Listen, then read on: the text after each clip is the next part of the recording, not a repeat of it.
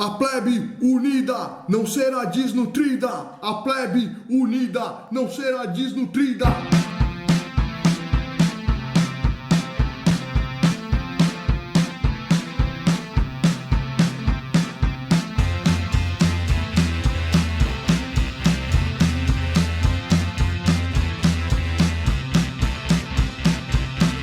E hoje vamos retomar a série de vídeos aí que eu estou montando para vocês, falando sobre a crise da República Romana, aquilo que vai levar ao Império Romano. Pois é, a gente tinha parado lá nas Guerras Púnicas, e lá no vídeo das Guerras Púnicas, se você não viu, cara, é importante que você veja, ó, dá uma olhada no link aqui. Lá no vídeo das Guerras Púnicas, eu estava falando que na hora que Roma toma Cartago e começa a ampliar o seu processo expansionista por todo o Mediterrâneo, a sociedade romana vai mudar, principalmente quando você começa a olhar para a plebe, né? Porque a plebe vai tomar uma nova configuração lá com a presença daquele proletariado, né? E não confunda com o proletariado de um sistema capitalista moderno, tá? Se você não viu o vídeo, vai lá ver que eu estou explicando direito que raio que é isso, né? Então, vê, esse proletariado que não tinha do que viver, não tinha lá uma fonte de renda constante, muitas vezes em busca de estabilidade, em busca de uma possibilidade de sobrevida, ele começa a ingressar em muito para os exércitos romanos, né? Muitos dos plebeus que compunham esse proletariado vão começar a se tornar legionários romanos. Era uma gigantesca possibilidade aí de se prosperar minimamente na vida e você ter a possibilidade de ter um lotezinho de terra, de pelo menos ter o que comer durante o dia, né? Então, mesmo com o risco de vida, muito do proletariado romano começa a ingressar dentro das legiões romanas. Pois é, esse ingresso aí vai começar a gerar uma bola de neve. Por quê? Quanto mais Roma expandia, né, mais vinham escravos para Roma, mais barateava isso, mais gerava problemas para o emprego campesino dessa plebe, né? Então mais gente formava esse proletariado, mais gente ia para o exército e mais gente precisava estar no exército para poder ampliar as conquistas romanas, né? Então, quanto mais Roma crescia, quanto mais Roma enriquecia, mais ela ganhava gente para o exército e mais ela precisava de gente para o exército.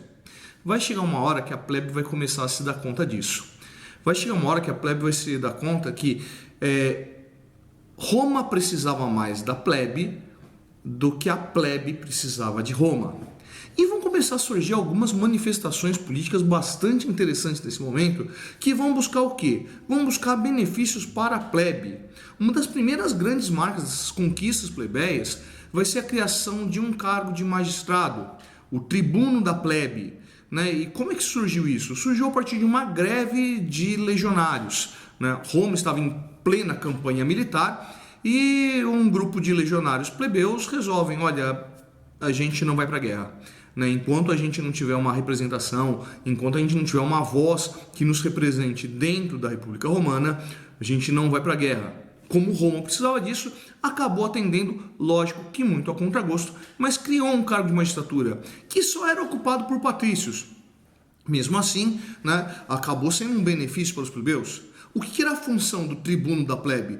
O tribuno da plebe era o cara que falava em nome dos plebeus.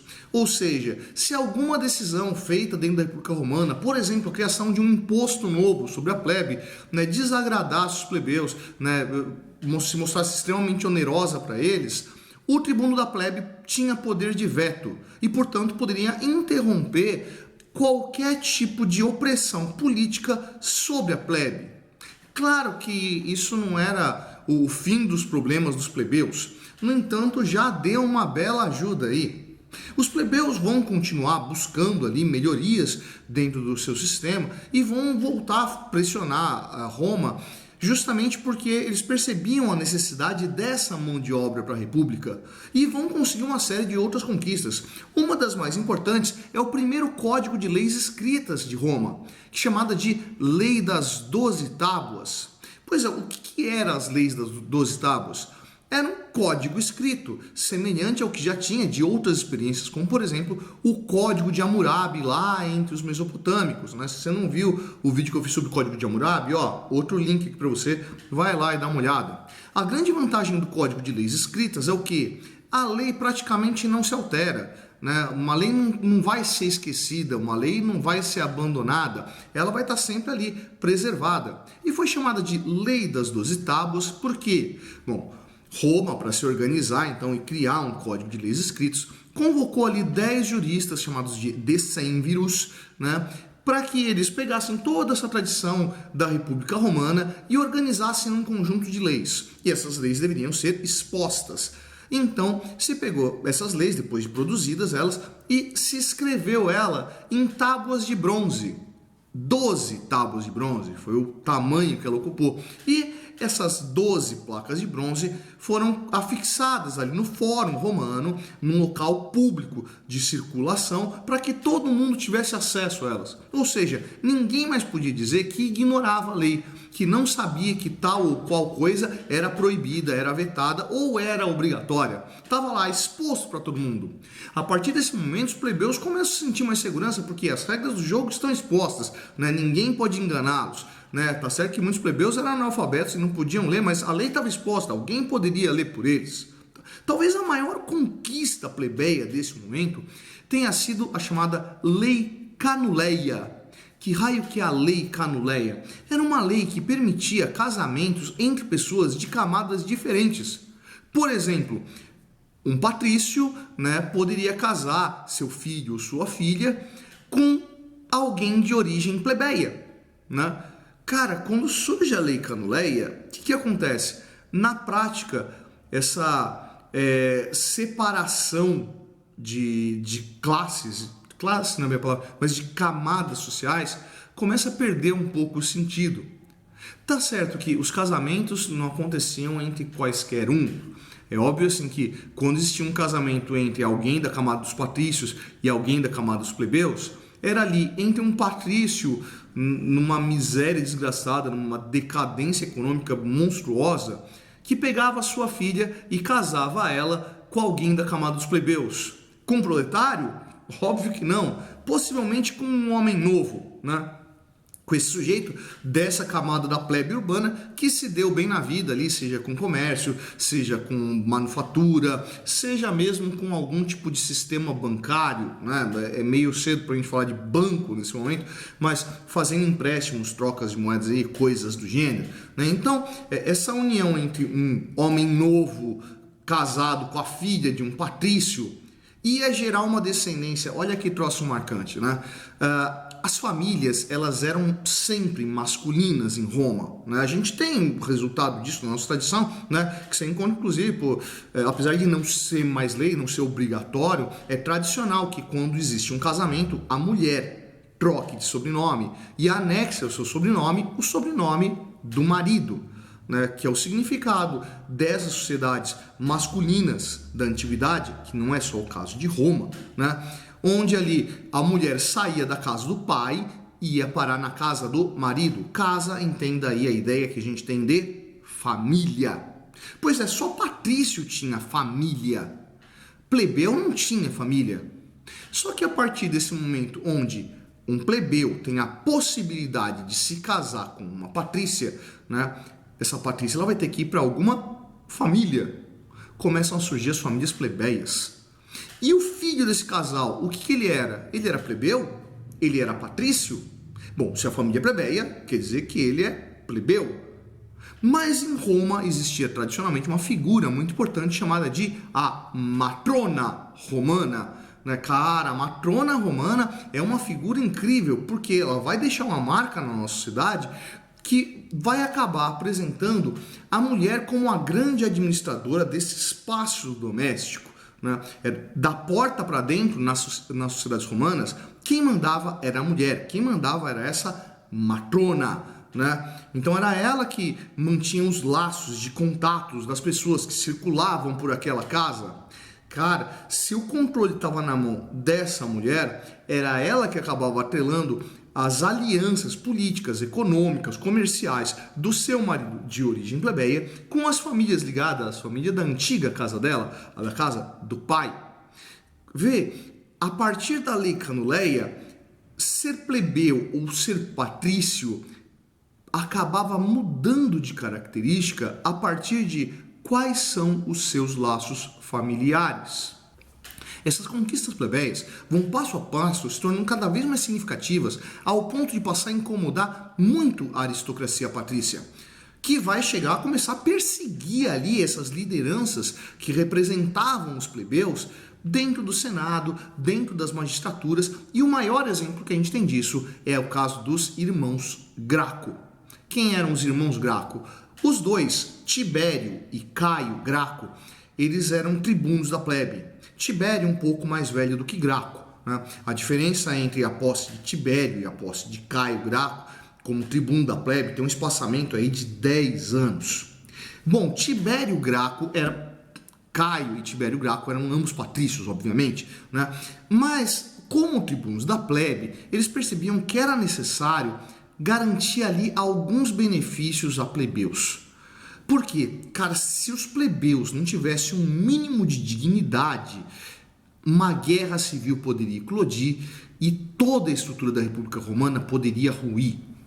O primeiro cara a dar os passos para isso aí foi o Tibério Graco, obviamente, que veio antes, né? E o Tibério Graco veio com um projeto ali de uma reforma agrária, né? O que o Tibério queria? Ele queria estabelecer um limite ao tamanho da propriedade patrícia, né? Ou seja, os patrícios não poderiam ampliar os seus domínios rurais indefinidamente. Ele temia algum tipo de monopólio.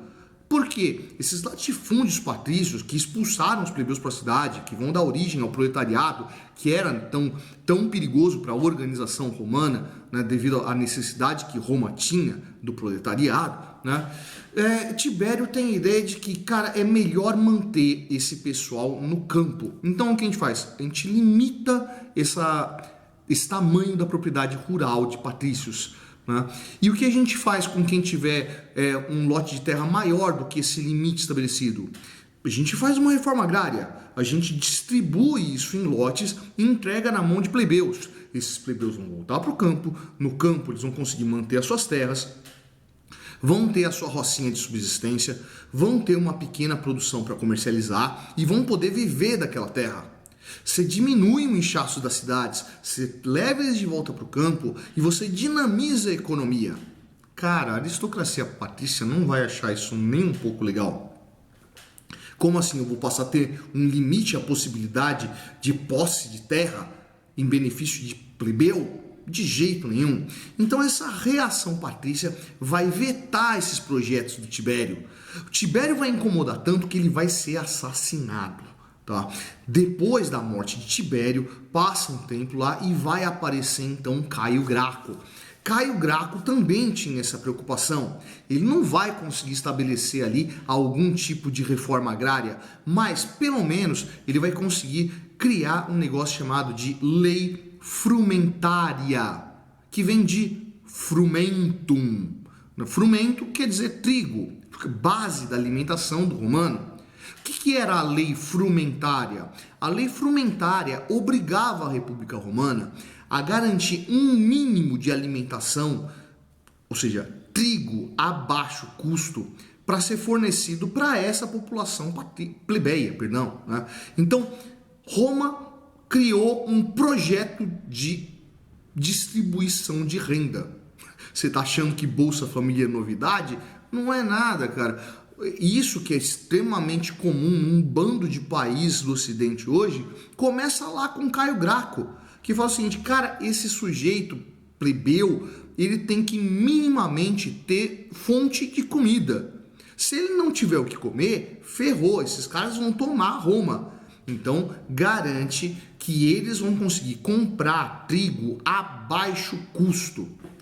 Cara, ainda assim, os patrícios não gostaram dessa ideia. Isso incomodou profundamente os patrícios, que vão passar a perseguir Caio Graco, assim como perseguiram Tibério.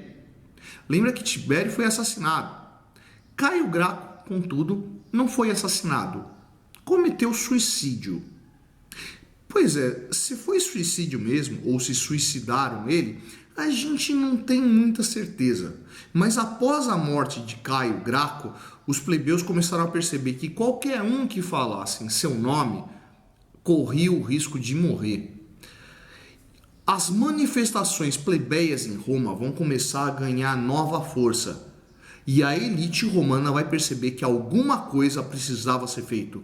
Precisava se repensar a forma de tratar os plebeus. De duas uma, ou a gente deixa os plebeus felizes, ou a gente se livra dos plebeus. Cara, mas isso vai ser uma discussão para outra aula. Não vai dar tempo da gente trabalhar aqui. E aí, aprendeu mais essa? Curtiu a aula de hoje? Se curtiu, cara, vai lá embaixo, dá um curtir. Não curtiu? Vai lá embaixo, dá um descurtir. Diz a sua questão, deixa a sua dúvida, faça sua crítica. Essa foi a Projeto Suetônio. Eu sou o professor Fábio. E você, meu amigo? Você deveria estar estudando. Yeah, yeah.